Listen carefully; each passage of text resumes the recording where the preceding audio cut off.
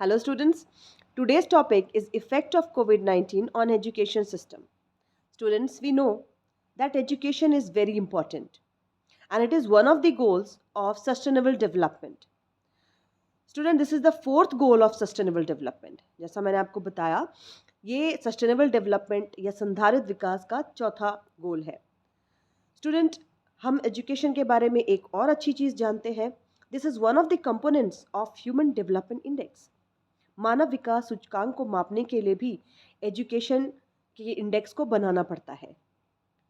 तीन हम इसमें इंडिकेटर्स लेते हैं. एक तो एजुकेशन, दूसरा इनकम और तीसरा लाइफ एक्सपेक्टेंसी. और we give 1/3 weight to each of them, right? So what I mean to say, education is very important because we create human development index based on the 3 indicators. हम इन तीनों को एक तिहाई और एक तिहाई वेट देते हैं, है ना. अब मैं इंडिया की बात करूं, एजुकेशन सिस्टम में इंडिया की बात करूं, तो इंडिया का एजुकेशन का इंडिकेटर 0.5 है. इसका मतलब क्या है? Very average. 0.5 means average and more than 0.5 is above average. India का ह्यूमन डेवलपमेंट इंडेक्स वो एवरेज से ज़्यादा है स्टूडेंट, 0.6, है ना. तो ये तो ह्यूमन डेवलपमेंट इंडेक्स की बात हो गई, मानव विकास सूचकांक की बात हो गई. तो एजुकेशन एक बड़ा कंपोनेंट है ह्यूमन डेवलपमेंट इंडेक्स को मापने का, राइट. अब देखो, अब हम बात करेंगे कि what is the effect of covid on education. इसमें हम यूएन के आंकड़ों को देखेंगे. यूनाइटेड नेशन ने कुछ डाटा पब्लिश किए हैं जिसके आधार पर हम बात करेंगे कि इसका मेन इम्पैक्ट क्या, मेन इफेक्ट पड़ा क्या है. बिफोर कोविड-19 यूएन के जो डाटा आए हैं उसमें कहा गया, before covid the education was very slow all over the world. The progress of education was very slow all over the world. हमारा जो एजुकेशन सिस्टम है उसको कोविड-19 ने बहुत बुरी तरह से प्रभावित किया है. आफ्टर कोविड-19 over 200 million, right, over 200 million children will still be out of school in 2030. तो ये बहुत ही बड़ा आंकड़ा है स्टूडेंट. कोविड-19 के इम्पैक्ट के कारण, इसके इफेक्ट के कारण 200 मिलियन से भी ज़्यादा बच्चे 2030 तक स्कूल से बाहर रहेंगे, स्कूली शिक्षा प्राप्त नहीं कर पाएंगे, है ना. क्योंकि कोविड-19 के कारण क्या हुआ है, सब कुछ ऑनलाइन हो गया है, ऑनलाइन लर्निंग हो गई है. लेकिन इसमें 2-3 एस्पेक्ट्स पर मैं बात करूंगी. ऑनलाइन एजुकेशन के लिए किन चीज़ों की हमें ज़रूरत है? हमें ज़रूरत है एक अच्छे कनेक्शन की, जिसे हम वाईफाई का नाम देते हैं, क्योंकि मोबाइल डाटा से आप कितना क्लास ले पाते हो. हम अगर एक गूगल मीट पर भी क्लास लेना चाहें, उसमें भी आपको 4 MBPS या 5 MBPS से ज़्यादा के ही डाटा चाहिए होते हैं. और अगर आप एक अच्छा वाईफाई कनेक्शन लेते हो, उसमें एक्सपेंडिचर भी बहुत आता है, खर्च बहुत आता है. साथ ही साथ और भी इसमें चीज़ें ज़रूरी होती है. जैसे आप कैसे लाइव होगे? या तो आप लैपटॉप से लाइव होगे. अगर आप लैपटॉप अफोर्ड नहीं कर सकते तो आप मोबाइल से लाइव आते हो. लेकिन कितने बच्चे हैं जिनके लिए अलग से एक लैपटॉप उनके पेरेंट्स अफोर्ड कर सकते? कितने बच्चे हैं जिनके लिए अलग से एक पर्सनल मोबाइल उनके पेरेंट्स अफोर्ड कर सकते हैं? हम मिडिल क्लास की ही बात ले लें तो इतना अफोर्ड कोई भी पेरेंट नहीं कर पाते कि हर बच्चे के लिए एक अलग से लैपटॉप दे दे.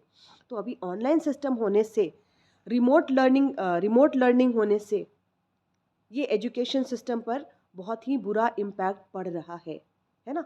और यूएन ने कहा है कि at least 500 million students out of reach, है ना. 500 मिलियन स्टूडेंट्स के आंकड़े उन्होंने बताए हैं कि they are out of reach. वो ऑनलाइन लर्निंग भी नहीं ले पा रहे. तो जिसका मैंने आपको कारण बताया, ऑनलाइन लर्निंग लेने के लिए या तो आपको लैपटॉप लेना पड़ता है, लैपटॉप नहीं है तो मोबाइल की सहायता लेनी पड़ती है. उसके साथ साथ आपको वाईफाई का कनेक्शन, मोबाइल डाटा. तो ये सारे हाई क्लास सोसाइटी शायद उसको अफोर्ड कर सके, मिडिल क्लास भी बच्चों की पढ़ाई के लिए किसी तरीके से अफोर्ड कर सके. लेकिन अगर हम पुअर क्लास की बात करें, जिनके पास those people who are hand to mouth, how can they afford? तो एजुकेशन सिस्टम का बहुत बुरा इम्पैक्ट पड़ रहा है. ऑनलाइन लर्निंग का भी की भी अपनी लिमिटेशंस है. These are called limitations of online learning. Remote learning remains out of reach for at least 500 million students. ये डाटा दिया है यूएन ने कि रिमोट लर्निंग से भी 500 मिलियन स्टूडेंट ऐसे हैं जो एजुकेशन सिस्टम से जुड़ नहीं पा रहे। तो हम सिर्फ उनकी बात नहीं करें जिनके पास लैपटॉप है, जिनके पास मोबाइल है, ये सुविधाएं हैं। अगर ये सुविधाएं हैं भी तो आप बात करो जो बच्चे शहरों में रह रहे हैं और जो बच्चे रिमोट एरियाज़ में रह रहे हैं। शहर में एमिनिटीज़ है, शहर में आपको लाइट आपको इलेक्ट्रिसिटी अच्छे से मिल जाता है, लेकिन गांव की अगर आप बात करो तो वहाँ इलेक्ट्रिसिटी की भी प्रॉब्लम है, जिसके कारण से कनेक्टिविटी अच्छी नहीं मिल पाती बच्चों को, और मोबाइल नेटवर्क की भी बहुत प्रॉब्लम्स होती है। मेरे कितने स्टूडेंट्स हैं जो मुझे कहते रहते हैं कि मैम हमारे यहाँ नेटवर्क कनेक्टिविटी नहीं है, हमारे यहाँ ये प्रॉब्लम है। तो इन प्रॉब्लम्स के कारण जो रिमोट लर्निंग है या जिसको हम ऑनलाइन लर्निंग कहते हैं वो भी काफ़ी हैम्पर होता जा रहा है। तो स्टूडेंट देखो, ये जो दो आंकड़े लिए गए हैं यूएन ने, ये जो दो डाटा हमें बताया है 200 मिलियन का और एक 500 मिलियन का, ये बहुत ही सही है। इनका कहना है कि 500 मिलियन अभी भी रिमोट लर्निंग से नहीं जुड़ पा रहे हैं, जिसका मैंने कारण आपको बताया। तो कोविड-19 ने एजुकेशन सिस्टम की जड़ को बहुत बुरी तरीके से हिला दिया है। एंड स्टूडेंट, इसके साथ ही साथ जो बच्चे धीरे धीरे करके कोविड-19 का इफ़ेक्ट कम हो रहा है और कम होने पर कई स्कूल खुलना शुरू करते हैं, लेकिन इसका एक इफ़ेक्ट मैं आपको और बताऊंगी। कितने पेरेंट्स हैं जो अपने बच्चों को स्कूल भेजना चाहते हैं? We are very reluctant. Why? Because of sanitization. हमें ये लगता है कि घर में हम बच्चों को अच्छे से हैंड वॉश करवाते हैं, बहुत ही अच्छे से एक सेफ माहौल में रखते हैं, लेकिन बच्चे तो बच्चे हैं। क्या वो स्कूल में अपने सैनिटाइजेशन का इतना ख्याल रखेंगे, क्लीनलीनेस का इतना ख्याल रखेंगे? और एक डाटा यूएन ने ये भी दिया है कि only 65% of primary schools have basic hand washing facilities with them. तो 65 के अलावे जो स्कूल्स हैं, प्राइमरी स्कूल्स, उनमें जो बच्चे पढ़ते हैं उनकी क्या बात करें, है ना? तो इसलिए जो पेरेंट्स हैं वो रिलक्टेंट होते हैं, वो अपने बच्चों को स्कूल भेजना नहीं चाहते। और ये जो आंकड़े पब्लिश किए जाते हैं ये पूरे सर्वे के बाद पब्लिश किए जाते हैं। तो ये इस आंकड़ों में यही कहा गया कि जो प्राथमिक स्कूल है, जो प्राथमिक कक्षाएं हैं, 65% तक क्लीनलीनेस का ध्यान रखते हैं, साफ़ सफाई का ध्यान रखते हैं कि बच्चे लंच करने के पहले हैंड वॉश करें, सोशल डिस्टेंसिंग रखें। लेकिन उसके अलावा कुछ ये जो 65% के अलावे बात की गई है, तो वहाँ पर ये मुश्किल होती है। कोविड का इम्पैक्ट पड़ सकता है, कोविड का इफ़ेक्ट ज़्यादा पड़ सकता है, इसलिए ऑफलाइन स्कूल में भेजने के पहले पेरेंट्स बहुत ज़्यादा सोचेंगे। इनफैक्ट हम सभी ज़्यादा सोचेंगे। तो देखो, ये दो इफ़ेक्ट बहुत ही बुरे हुए हैं। ऑनलाइन लर्निंग ने एजुकेशन सिस्टम को जारी तो रखा है स्टूडेंट, लेकिन उसको अफोर्ड नहीं कर पा रहे कोई भी, है ना?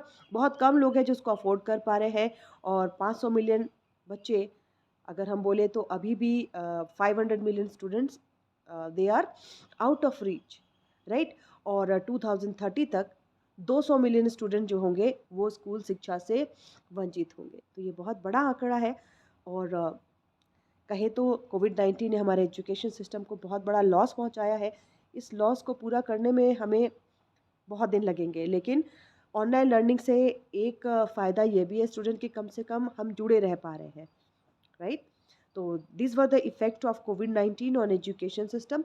और एजुकेशन के इंडिकेटर को बनाए रखने की ज़रूरत है। इंडिया का एजुकेशन इंडेक्स मैंने आपको बताया 0.5, और इसको मिला करके हम एचडीआई इंडेक्स बनाते हैं।